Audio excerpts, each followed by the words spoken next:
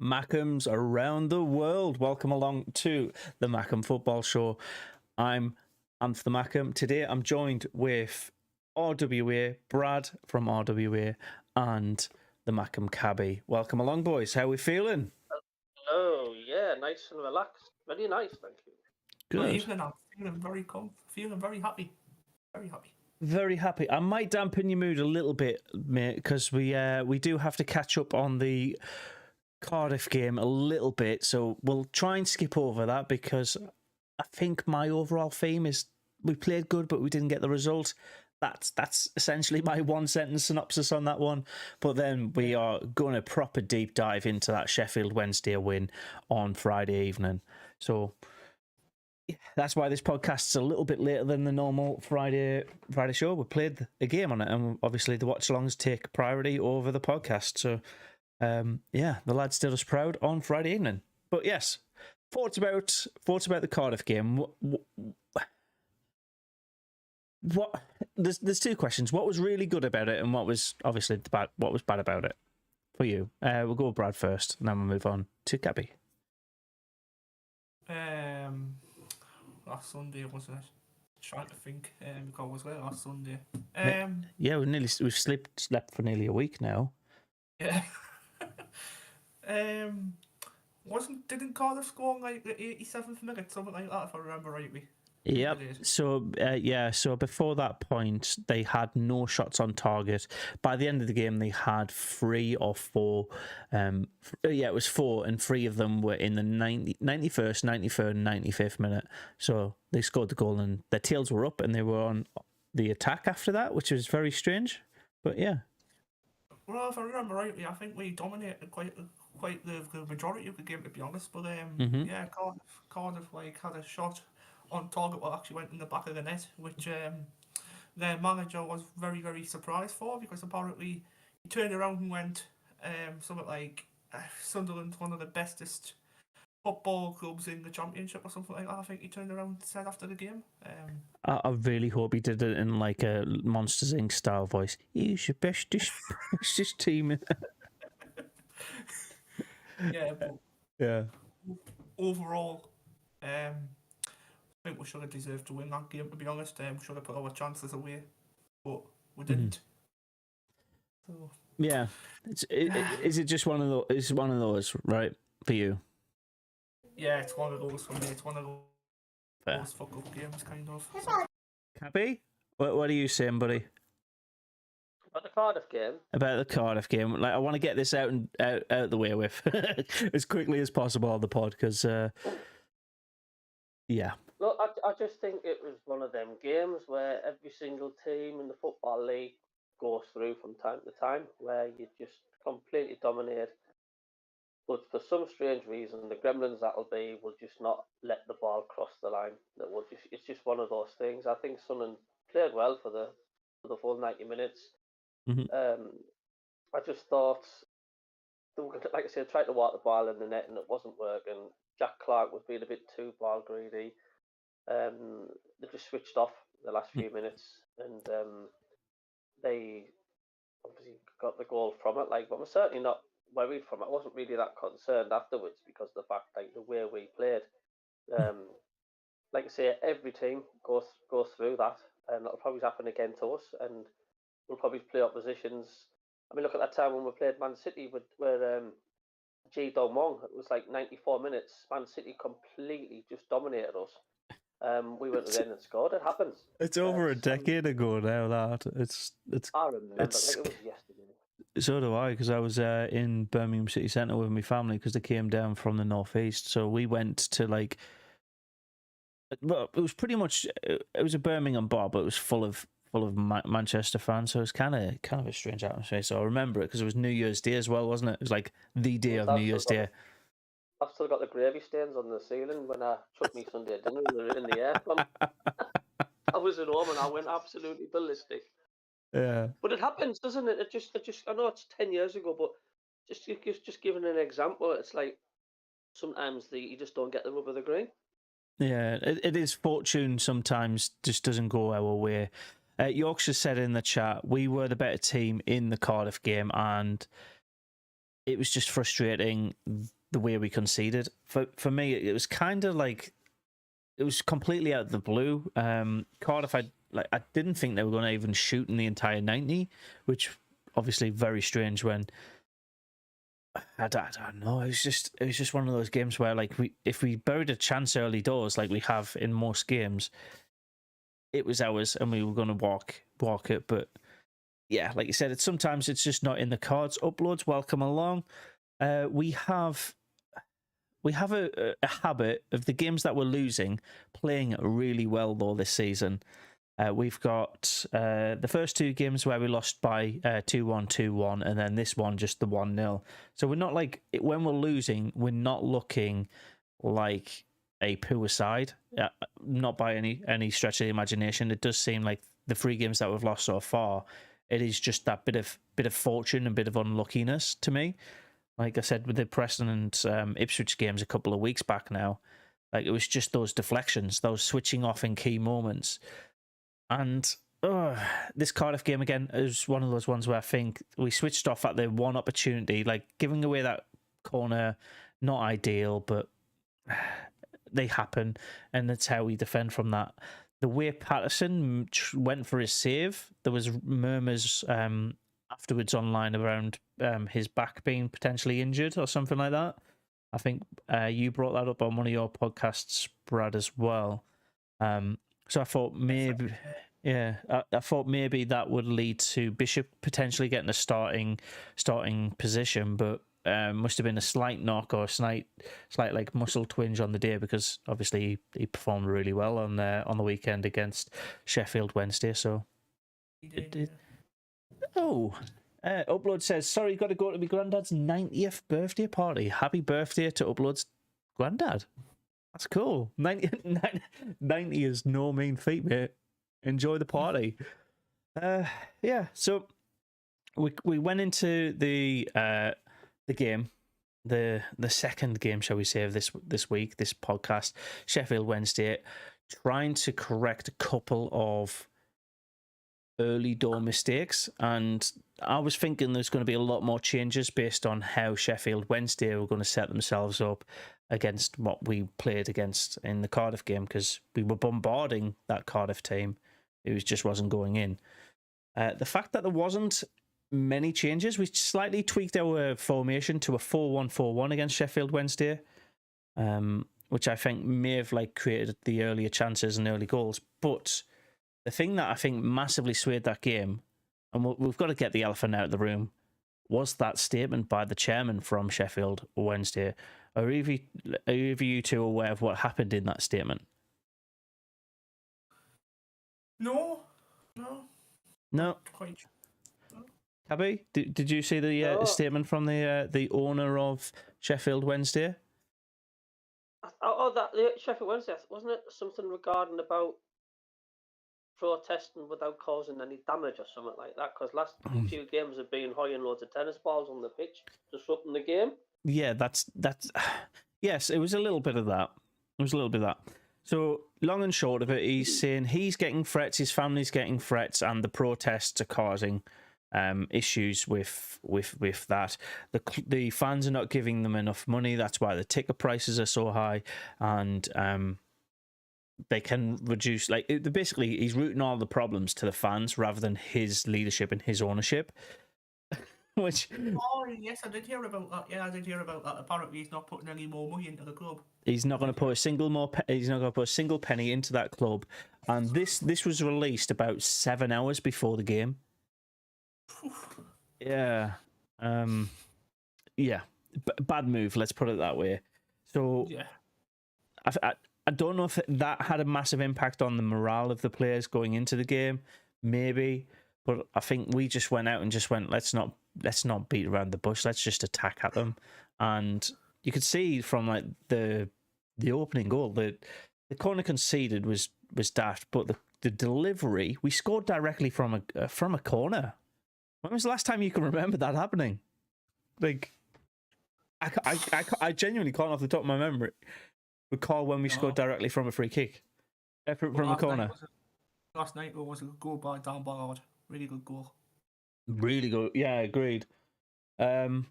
Cabby, can you remember another goal directly from a free kick? The only one that comes to mind was Ahmad Diallo's. Luton. Was yeah, it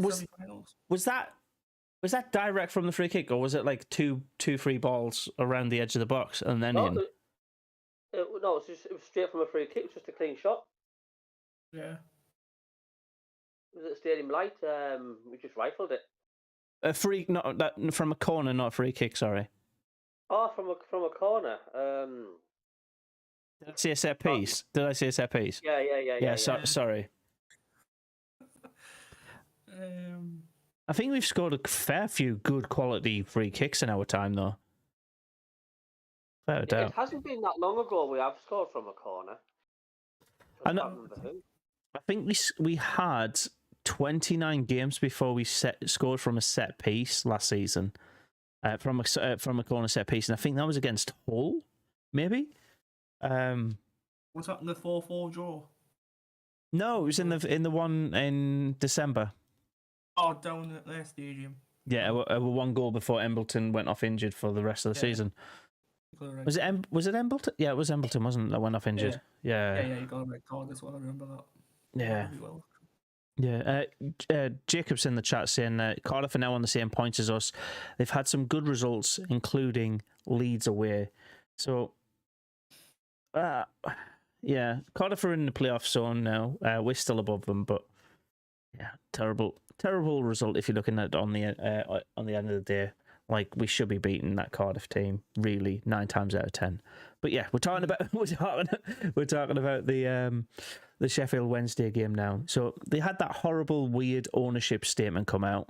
Then the heads dropped. We score a goal directly from a set piece in the first couple of minutes. Then I don't even know how to describe it. It was like Burstow with his delivery to Clark, and then Clark's just freedom to dart into the box, like the thing he likes to do the most, ends up in our second goal.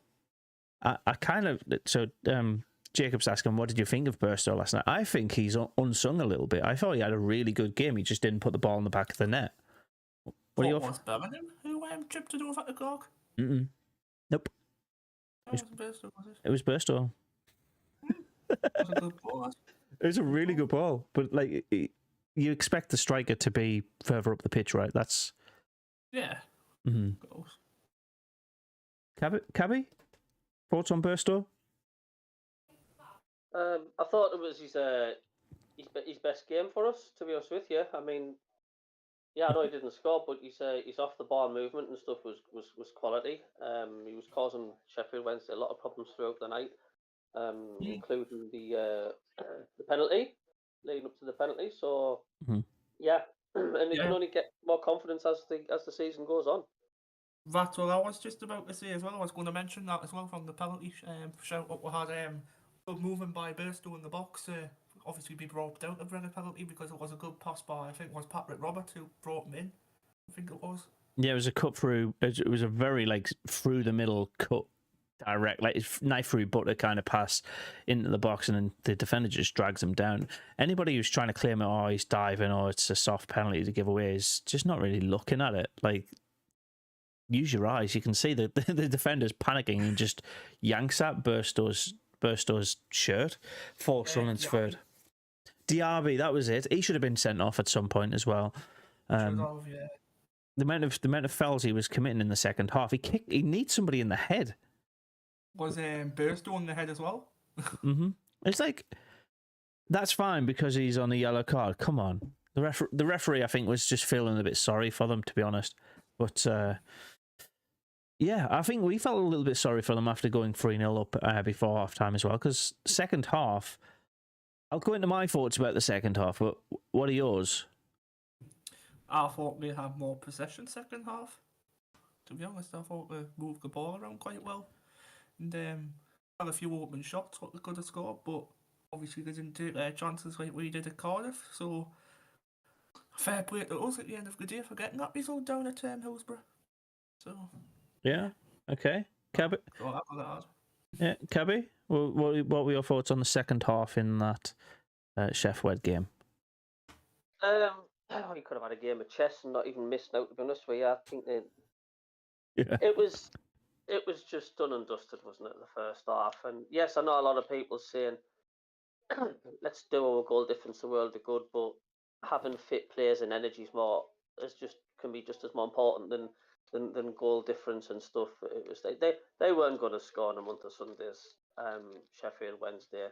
I wasn't at all panicking at all, and I just thought, yeah, see the game out. You know, we've got a bit of a break now till Wednesday. Why risk any fatigue or injuries? So I thought it was just nothing wrong with it at all. I was expecting it, to be honest with you. Yeah, I was surprised that we didn't make any changes at halftime to do that prevention of injuries, but we did make a couple of subs in the second half. What do you make of them? You had Rig, Rusian, O'Sheesh, and Bar come on in the second half, I believe. If I'm missing anybody out, I'll have to pull up the stats, but... Oh, you got them totally correct. Perfect. Oh, it's the first time for everything. Yeah, I genuinely thought our entire team's second half performance was second gear at best. We didn't want to exert too much energy, and I get it, because we had a very short gap between our previous game and this one, the Cardiff and this game, so I completely understand that. But it's more, what do we do? Do we like Cabby just said, do we try and completely batter them to get more goal difference, or do we just take the 3 points and see where that lands us? Because if you're watching this live right now, welcome along, Acacia and Pongo, welcome along. The goal difference for Sunderland, we have the best goal difference in the league right now. I know that's not points, that's not wins, it's nothing like that, but we do literally have the best goal difference. +10. We're the only team in double digits. That's got to be said for something. We didn't really need to keep attacking and getting higher and higher, because we're already the best at that. Right? Do you think that was something Mowbray would have discussed?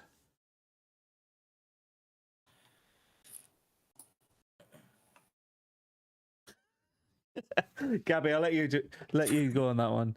Second halftime team talk. Do you think Mowbray would have said, reserve your time, reserve your energy, try and get another goal if you want to, but don't exert yourself? I think a bit of both, and I think a lot of common sense with the players would have just realised themselves, let's just take it easy, lads. We've done the hard work first half. We've got this one. I don't think that they took the foot off the gas 100% completely. You know, they were still sort of alert at the back, in the back, because they stopped Sheffield Wednesday from scoring. I think it was the case of more going forward and pressing what they sort of slacked off a bit on. But as a defender, I still think we're very much switched on at the back. Oh yeah, massively. Our defenders in that game, unreal, really. 09 and Ballard, standout performances. If you're keeping clean sheets, that's our third clean sheet. So basically, 1 in every 3 games so far has been a clean sheet. I'm pretty impressed with how that's lining out. I'm still not 100% on Luke O'Nien being a fixed centre back going forward, but it's working, and why change it while it's still fully functional? Would you agree with that, Brad? Brad? 2 seconds, I'm on mute. I think I'm not on mute. Yeah, you're not on mute anymore now. What were you saying there, I'm sorry? So that mute thing's completely thrown my mind now. I had a good question as well. Oh. No, it's the defenders being as they are, keeping 3 clean sheets. Do you think that's something we need to keep going with, or can we start tinkering with it soon? Or what are we waiting for before we bring in the likes of Sealt or Triantis to replace them? Well, the thing is, if obviously it's working, you would keep on going with it, wouldn't you? It's obvious you would keep on going with it. You wouldn't tinker it and bring in another central defender. Do you agree, or? I kind of feel sorry for Sealt and Triantis in that they were brought in for being tall centre backs. We've had Ekwa get injured, and let's face it, Luke O'Nine will play anywhere, right? So you can push him further up if you still want to keep him in the starting lineup and put one of those two to try and break out. That's good. Yeah. Cabby? Cabby? Hello. Hello. What do you think of the back line? Would you change anything, or what do you think Mowbray's thoughts are on the back line right now? Well, I mean, I think, to be honest with you, I think as long as Dan Ballard's fit, we'll look quite solid because, like I say, I think he's a leader, especially at the back. The last few games, he's been absolutely immense. He really, really has, and I wouldn't change anything at the back. To be quite honest with you, it seems to be gelling and working well. I know the Cardiff game, but it was just a case of like we've pressured them for that much of the game.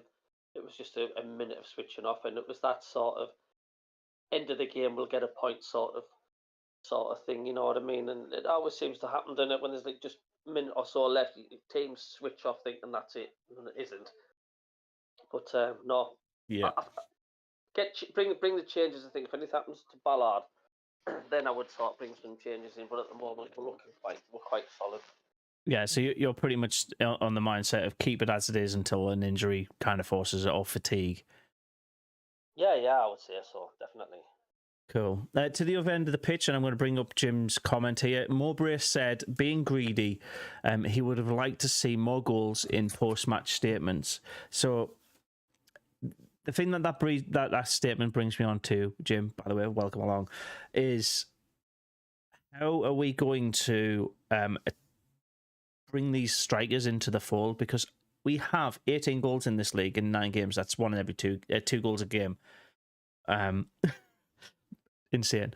How are we going to get the strikers contributing towards that? Because at the minute, we're kind of self-sufficient with all of our midfielders. You've got Bellingham, Clark, Roberts, Pritchard, Ballard, Dak. Like, we've got goals coming around the pitch, but not Rushin, not Burstow, and not Hamia yet.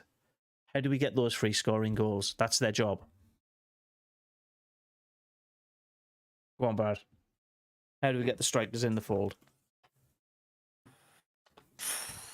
Really hard to say that question, to be honest. But if you're obviously starting Mason Burstow, wouldn't you start someone up against him as well? Wouldn't you play 2 up front? Like play one of the strikers alongside him? Wouldn't you play Russian, or wouldn't you play Semedo alongside him?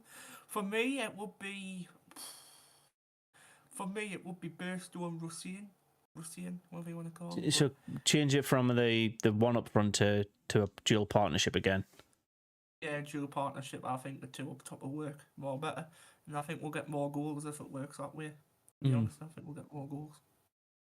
Yeah, but like I said, we've got goals from around the pitch now, and Ballard contributing in that as well. I think. Yeah, well, look as well. Yeah, you've got the goals around the pitch. Obviously, you've got Jack Clark, Patrick Roberts on the wings who can get a goal or 2 per game. Every couple of games. And you've got obviously Job, who scored a couple of goals this season. Yeah, Ballard has actually scored a couple of goals this season. So you've got a lot of like players around the pitch, what you've said, who can actually pin in the goals. So, yeah. Yeah. There's a lot of messages pop through, and I can see Cabby's one of them. So, Cabby, get yourself off mute for a second.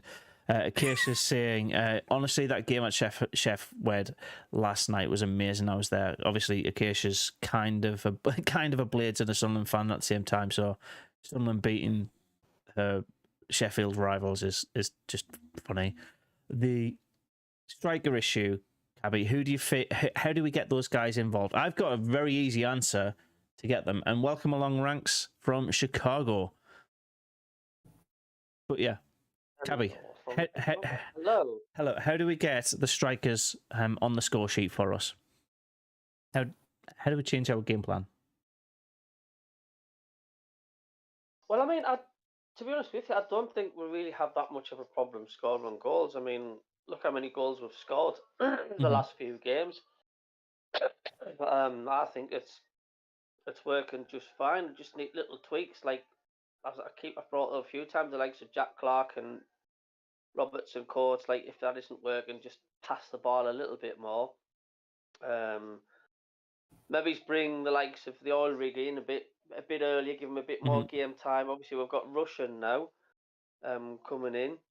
Yeah. But I wouldn't honestly change that much. Like I say, I mean, when was the last time in this position we've scored a lot more goals than we've let in, which the table doesn't lie. The stats don't lie.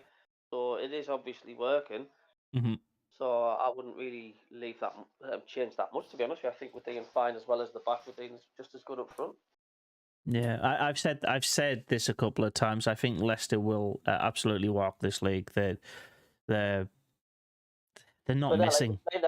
They'll do what Burnley did, won't they? They'll do what the Burnley did the last season. Yeah, but I think we're the new Sheffield United of this season. We are the team that's up and coming. We're on the ascendancy. Teams are finding it difficult. Like, we will get beaten. We can't win every single game, but we haven't had a single poor performance so far. So we've had poor results, but not a poor performance, whereas every other team has had terrible performances and some good results to back them up. Case in point. If we could fast forward to the end of the season now, and we were in the playoffs, the teams around us that would be playing the playoffs, I wouldn't be scared of any of them. Preston would be my biggest fear of those three other teams right now. But yeah, shall I give you my answer, by the way, for how we get the strikers involved? Which again, I don't know why we did. So Burstow goes down for the penalty, and Clark takes it. Clark's obviously on fire. He's the club's top scorer. He would have remained top scorer this weekend with 6. But obviously he's now on 7. But winning a penalty, you take it if you feel fit for it. I know we've got Clark's got to keep taking the penalties until he misses one, but I kind of feel like if you've earned it, you get it. You were about to have the shot, or you were about to provide another goal for us or an assist. You should get that penalty, and that gets him on the score sheet. That gets his confidence going. He's scoring for someone now. Doesn't matter how he gets that ball in the back of the net; it's on his tally. So that's the easiest way. If we can get if we get penalties, very rare someone get penalties. Bear in mind, give them to the strikers. Like that's we've had 2 this season, so yeah, exactly. And both of them have been converted by Clark. So like I can't knock it because obviously he's scoring them. But if we want to boost the confidence of those strikers. But also to the other side of that, actually, I'm just like caveating myself here. What happens if you give it to them and they completely duff it? That's a problem. Would that break their spirit completely, and we just not play them for the rest of the season at that point? Jim says, think Tony Mowbray is persisting with Burstow as he has a lot of potential and will add Rushin when he thinks he's ready. I think the only reason Rushin's not starting is his language barrier, right? He's playing 20 minutes. We've given him a good prep into the game and saying this is your game plan for 20 minutes and just letting him go at it for that 20 minutes where he doesn't need to adjust. I thought he was alright. He came on yesterday, to be honest. I thought he was alright. It was half decent. Welcome along, Brad. How you doing? No, Brad. Paul. Paul. I just saw your icon move, and Paul's been replaced. Evening, Paul. Alright. Yep. Yeah. Welcome along. Ranks asks a question here. True question. Do we need to get the strikers scoring? Burstow helped create each goal yesterday without actually scoring themselves. If they score, great. If not, they contribute, opening up space. So, this is kind of like getting the CEO to answer the phones at a business. Like, yeah, they can do the job. They know exactly what needs to be done, but the resource could be better distributed if it's given to the person who's supposed to be doing that function, that role. So, yeah, like I said, the more goals we're scoring, the absolutely better. It doesn't matter how it goes in the back of the net for us. But for the structure of the club, right, it makes sense to get the people who are supposed to be scoring goals. What's your thoughts on that? Go with Paul, because he's just joined. What are your thoughts on getting strikers scoring for us, mate? Well, in a way, they need to in a way they need to, it'd be interesting actually what they're doing, actually in training, actually. Yeah, because, Mowbrays keep coming out and saying, that Burstow's actually hitting the ball, right, but in training, but it'd be interesting actually what the others are doing. Yeah. I think training's a different kettle of fish completely, though, right? You can absolutely slap every single ball in the back of the net in training, but when it comes to the actual game time, you're not performing. A good example of somebody who was really, really shit hot in training, but never actually scored was Josie Aldidor. He was amazing in training for us back in the day, but never delivered on the pitch.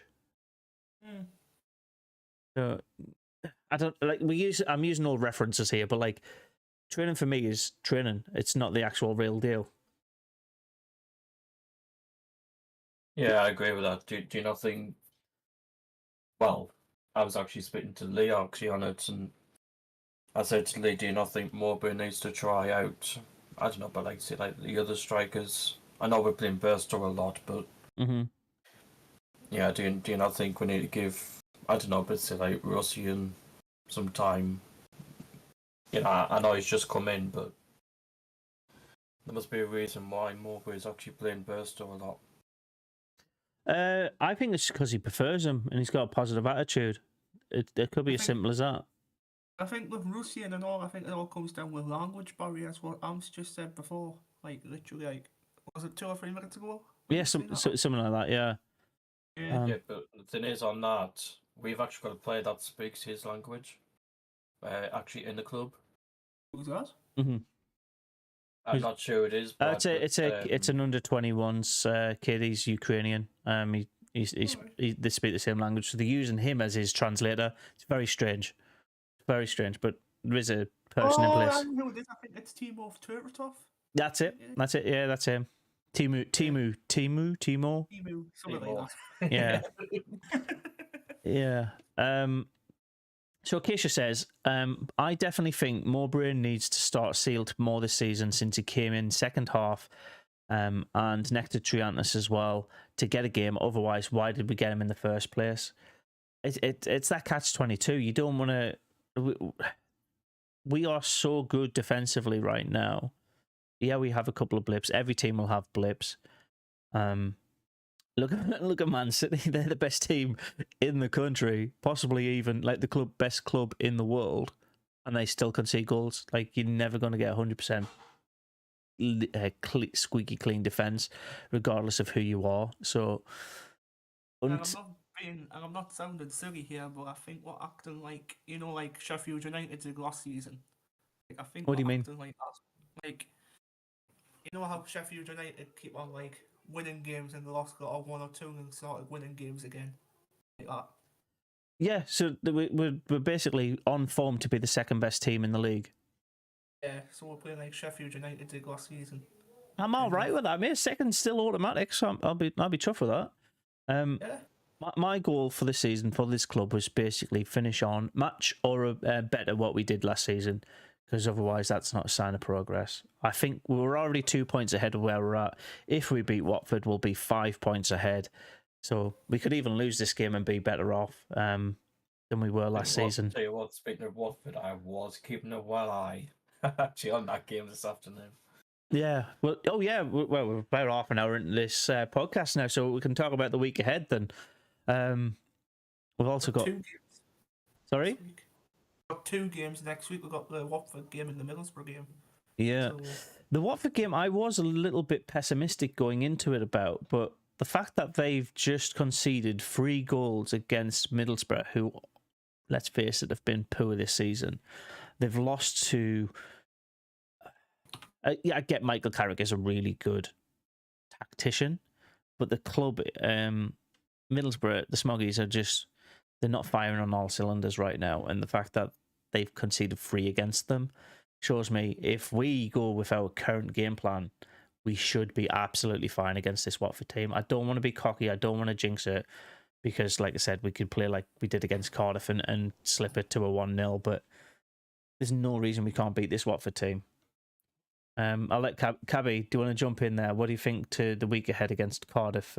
Cardiff against Watford first and foremost. Nothing to be afraid of Watford. I mean, they're not the side they were when they first got relegated. Mm-hmm. They had a decent side, and we got 2 draws, didn't we? Home and away. Mm-hmm. I think we're both the same scoreline as well. If I think 2-2. But there's nothing to be afraid of Watford at all, without a shadow of a doubt. As a matter of fact, I think it's not just our form, but I think how good our squad is and the team has actually overtook Watford by quite some margin. I think we'll do a good job on them if we keep. There's no reason why we can't put it that way. I mean, Middlesbrough done them on their home ground. Mm-hmm. I'm quite optimistic about with that game. It's on Wednesday, isn't it? Yeah, it's a Wednesday evening game. I'm not sure if it's on TV or not, but I think SWFC will get it covered. Red button. It's on the red button, so it will be covered by Sky Sports. I just want us to sort of bury the hatchet again with our home performances, and that I would need to start. I know it's not too bad at the minute, but our performances seem to be standing out still when we're away from home.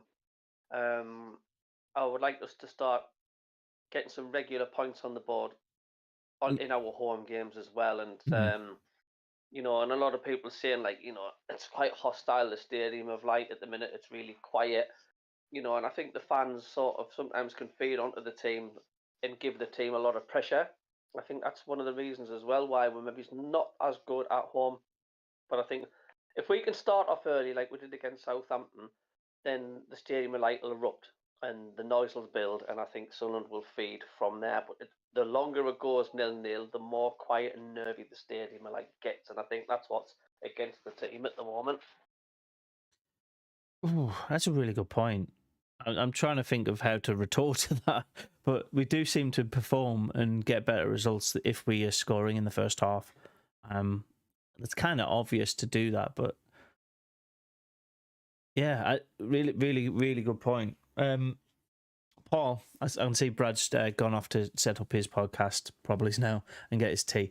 What are your thoughts on the game ahead against Watford? And I'll catch up on chat straight after your point as well. To be honest with you, I'm not actually worried about Watford, actually. Because, well, fair enough, they played today, but we played yesterday, so in a way, I know they'll have Watford will have, I'm just trying to think, they'll have yesterday off, Monday. They'll probably be back in Tuesday, but Moby would have given, Moby actually would have given our lads a couple of days off. Yeah, but I wouldn't be surprised if he's already looked, straight at Watford. But for me, because I actually said to a friend of mine actually before the game yesterday, because he said to me, "What do you think the team would be?"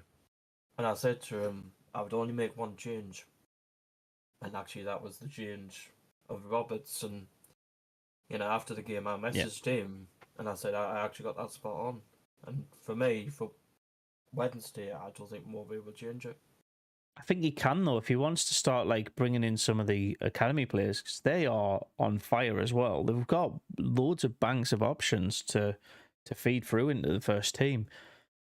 Was it our under-21s against West Ham's under-21s, and we go 2-0 behind and end up winning 3-2 in that? Just shows that there's just that gut and determination at all levels in our club to fight for everything. So it's kind of, I don't know, if he wants to make some changes, he can. If he wants to rest some players, he can. That's a really nice luxury to have now. We've never really had that for a long, long time. So it will be interesting what he does.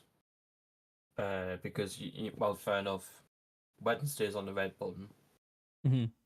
But actually Saturday's game's actually live on Sky. So yeah. It will be interesting what he does, Wednesday to Saturday, what he does with the squad. Will he change things up on Wednesday, or will he rest some players, keeping them for Middlesbrough? Good point. Good point. And in case just correct me, it was Villa under 23s as well, by the way. There's there's a lot of potential options. Ranks brings up, so this is me catching up on the chat, but also kind of tying that in. He says, we don't want to wind up like we did at the end of last season. If we had 2 more defenders last season, I genuinely think we would have gone up. And we've already started to get like an injury prone list, but we've got 2 players in every single position. It's when those 2 players get injured. So at the minute, Dak's a prime example of that. Dak, I think, is a really good player, can kick on for us. Yeah, he's only here for a season so far. That might extend, but we've got Pritchard to replace him. And it's the same for the likes of... I wouldn't say that we've got a direct replacement for Clark, because I don't think anybody could, but Abdullah Bar getting injured, you've got Roberts in the wings waiting for him, or vice versa. There's just...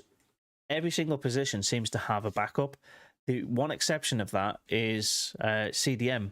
We've got Neil and Ekwar, who are our preferred CDMs, and if at the minute Ekwar's injured with a short-term injury, but if Neil goes off as well, we have to completely change our formation and our play style, because that holding defensive midfield is no longer there to support our attack. We might push further up the field, although maybe, like I said, push Luke O'Nien into that CDM position and pop one of those by trade centre backs in that position. So, yeah. In a way, I'm pleased. What I'm happy actually with what Mowbray actually said about Ekwar actually, because I know Ekwar wasn't available yesterday, but Mowbray said if Ekwar is actually okay, yeah, because I think he's going to check on him on Monday.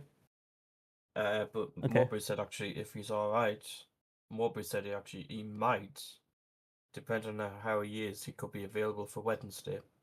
Yeah. Okay. I'd rather have him be 100% fit than about 70% fit and coming back in and risking that injury though. So I really like him. I just think it's a smarter move for us. We've got the luxury of having a replacement, keep them until they're 100%. That's my thought on that. So Steve-O said he's lurking. Welcome along. Niall has popped in and says, Hi, mate. Do you reckon we'll get Ahmad back possibly in January? Ooh, see, I think Ahmad wants them back. We want them back, but we can't afford the Manchester United wages for him. So there's got to be some compromise there. But also, if we do get the likes of Ahmed back on loan, we could get him. We can get a loanee at any point. By the way, it has to be It has to be classed as an emergency loan. So if you have 2 injuries or a position that's completely out of whack and we've got no replacement options, we can get a player in. I'd love to see him back at the club, but right now we don't need him. We genuinely don't need him. But oh yeah, there's a point. The only time we would need them, it says, I'm afraid of losing Clark in January.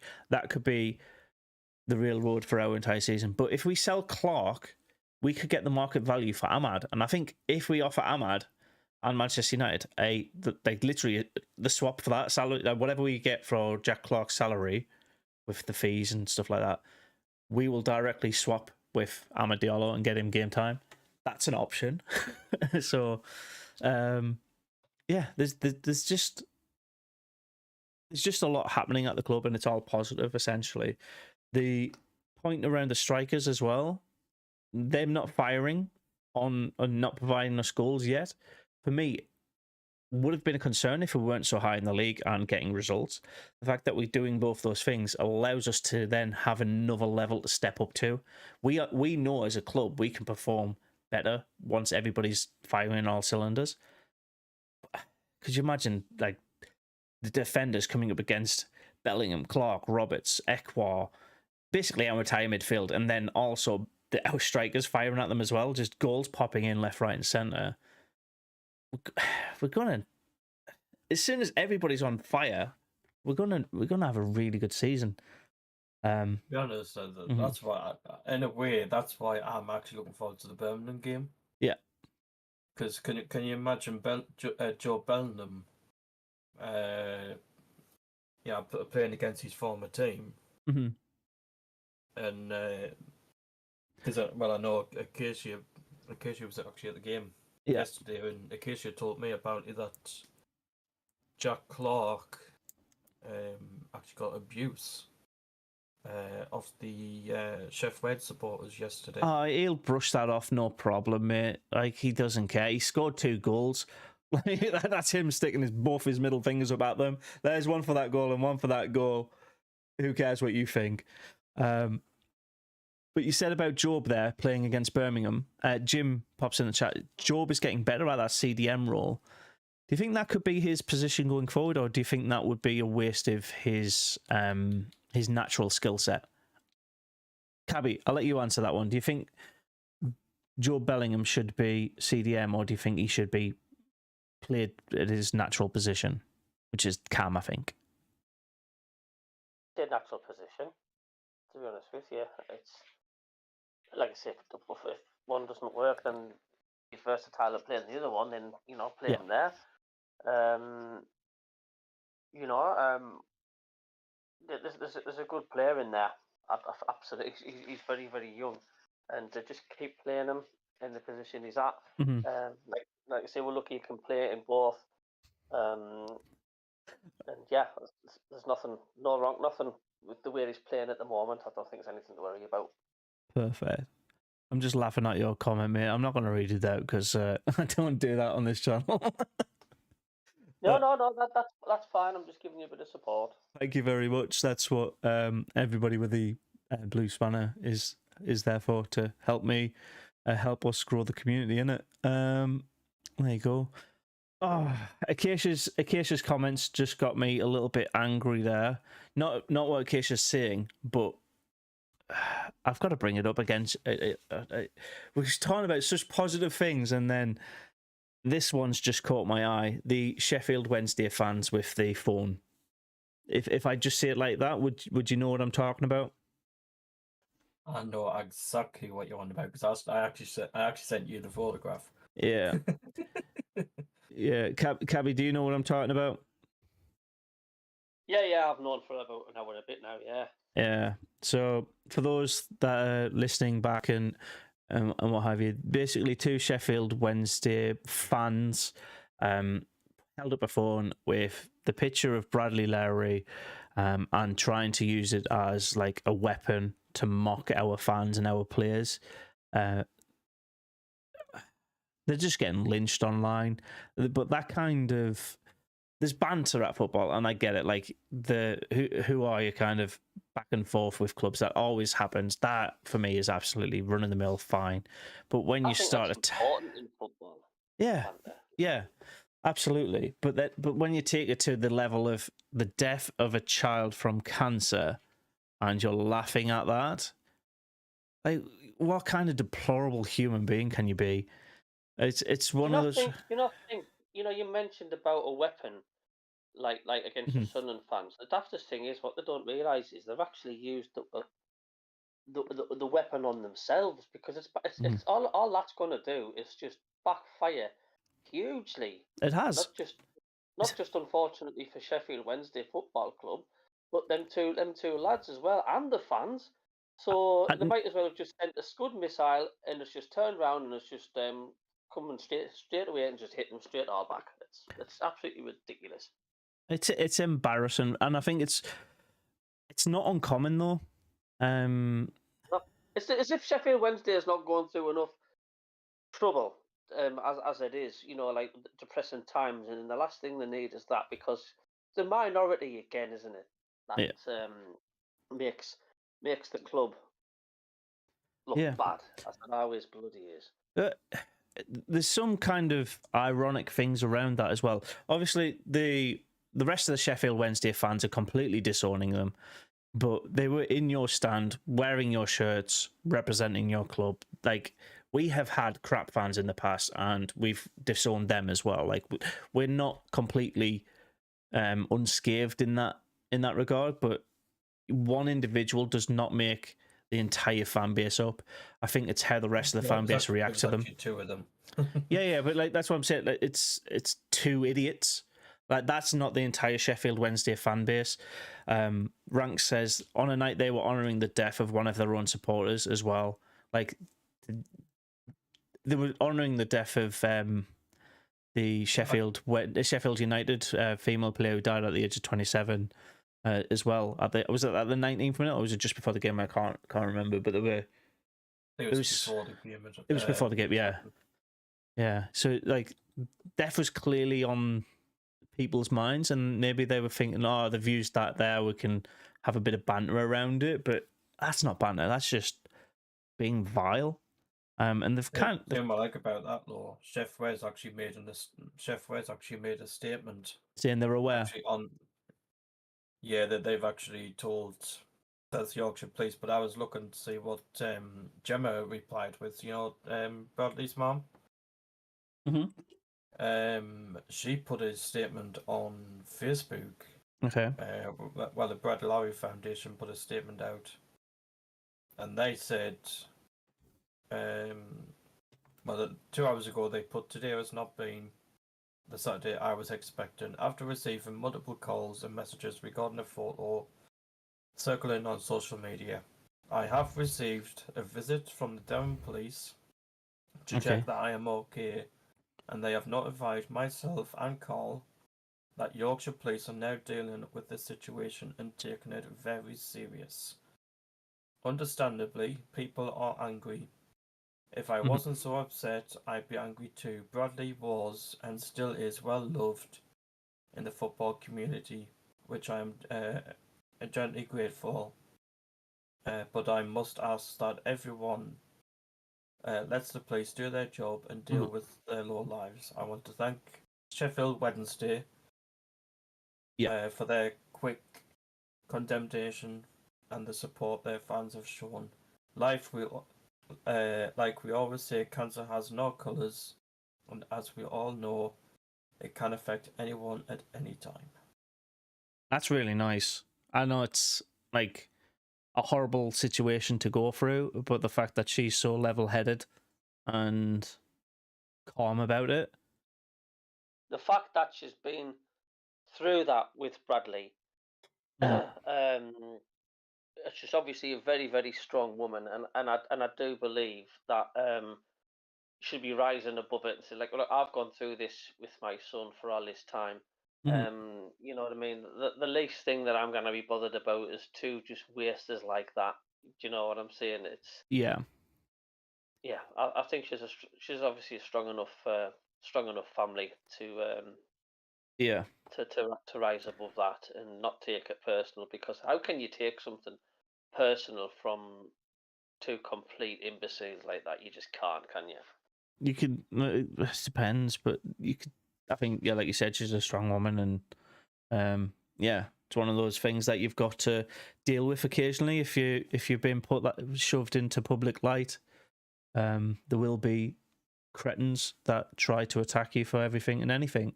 You could save somebody's life, and someone would complain and take the mick out of it and be nasty about it, as you said. There's always that small little virus amongst millions that'll cause bother. So I think there has been a couple of positives out of the back of this, and that's what I want to move on to, because we want to end it on a positive note. So Sheffield Wednesday and their fans have started to raise funds towards the Bradley Lowry Foundation as well.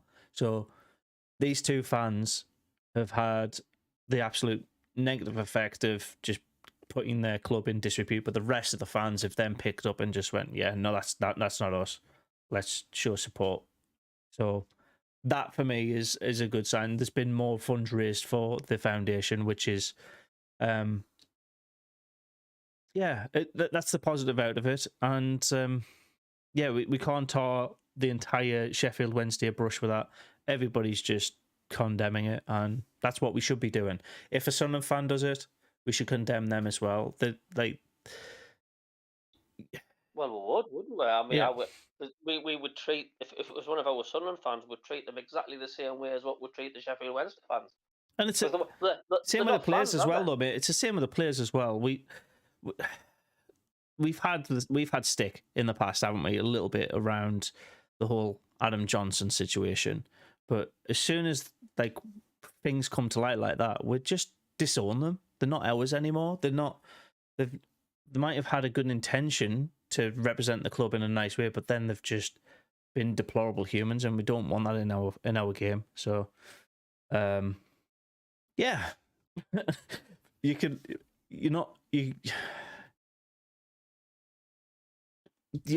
could always be a fan of a sport, a game, but you're not part of the community anymore as soon as you do something that vile. I think that's. Are they still fans of Sheffield Wednesday, do you think? I wouldn't even say the fans. I don't know No, who they are, not or after what that. the purpose is. Mm. They're just doing it for attention. I've no idea. Yeah. Oh. I've seen. There's a picture of him. I've seen his profile on Facebook, and you know, his girlfriend or wife, whatever. She's she's a stunning looking lass, like, but goodness knows what she's bloody thinking now. You boys hit the photo from her. Oh, he probably didn't even know it was out there until it was like out there. I can imagine his inbox will be getting just swamped with hate messages now, which I'm not saying that's right. Yeah. But unfortunately, that's going to happen, isn't it? Yeah. Acacia is apologising to people in the chat for bringing this up, but I think it's one of those things you need to bring up, because if you don't bring it up and you don't discuss it, you'll keep getting it, and people will think it's acceptable to do that. So it might make people angry, and rightly so. It should make people angry, but cut it out. Get it out of the game. Get it out of society. I know it's more than a game thing. That, like, how can you? Yeah. Thank you for bringing it up. It was well worth a good chat around it, Acacia. But yeah, those two are not fans. Just at the end of the game. Exactly, Jim. Thank you. So yeah, we have time to banner now. Yeah. We have a couple of minutes left, so I want to quickly go over our predictions for the Watford game as well. So let's end it on a positive. I think we've already kind of comfortably said we should be beating Watford, or they're there for the taking at the very least. So, Cabby, what's your prediction for the Watford game? Bear in mind they're 20th. We're 4th. We're struggling at home, don't we? And the fans get hostile. I'm going to go 2-0 Watford. You've said this, and every single time you've said we've been defeated, we're going to get beaten, we've won, and vice versa. So I'm going to take that as a positive. Ranks is going for 2-1 to the lads. What are you saying, Paul? Well, to be honest, I actually wasn't watching that game. I was watching Soccer Saturday. Watch the highlights tonight on YouTube, but I'm sure it'll be up there. Oh, yes. Oh, yes. But when I seen that score, I was like, they're coming to us on Wednesday. So, sorry if any Watford fans are listening.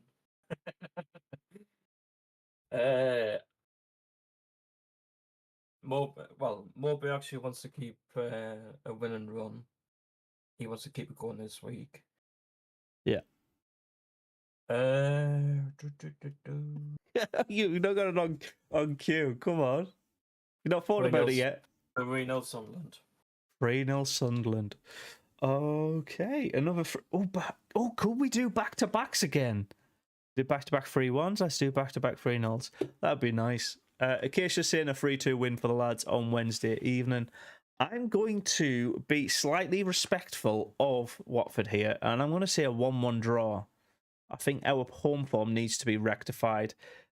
I'm not sure if we can do it on midweek games. But yeah, weekend games, I think we should be winning every single home Stadium of Light game. So weekday, hit and miss. So I'm going to go for a 1-1 draw. Obviously hope we win, but yeah, let's be balanced, I guess. Rank says a goal scorer. So if you said 3-1, who's scoring the goals? I actually said 3-0. 3-0, sorry, yeah, 3-0.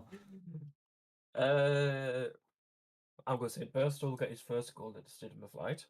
Yeah. I'm going to say Jack Clark. Of course. And if he starts, I'm going to say Patrick Roberts. Okay. I think if we're going to score the one goal, I think it's going to be Rooson very late in the game. Jacob saying 2-1 Sunderland against Watford. That'd be nice. Jack Clark penalty again for Acacia. Can't see Mask to get his first goal and Mason to get his first goal and Paddy Roberts. Cabby, I don't think you said a Sunderland goal, did you? You said 2-0 Watford. I did. I said 2-0 Watford. Rather than name Watford players off the top of your head, what do you think is going to cause those 2 goals to go in? As I said before on my point, I don't know what it is about home. Well, I do, should I say. I just think the longer it stays 0-0, the fans will get a bit sort of, not so much hostile, but they'll go quiet, the atmosphere will go tense. And I think away teams absolutely thrive on that. And I think, the likes of Watford have got a bit more spunk in them than Cardiff have. And that's just what I'm thinking could happen. I kind of disagree a little bit, mate, to be honest. I think what the podcast's all about. Exactly. We can have differing opinions and still be respectful of each other. What is that? I kind of feel like Watford have stepped down twice since leaving the Premier League. Obviously, last season they finished mid-table. I think they're going to finish like low mid-table this year because they haven't recruited. They haven't like geared themselves up to go back to the Prem. So I think they're there for the taking. But again, I want to be respectful because they've still got some decent Premier League quality players in their roster. So we'll see how that happens.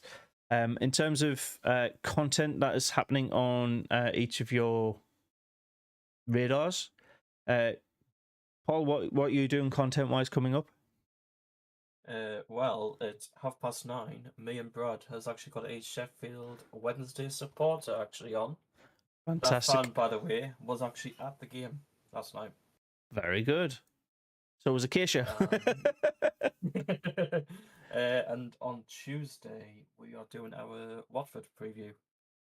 There we go. Perfect. You got 2 things coming up. What about you, Cabby?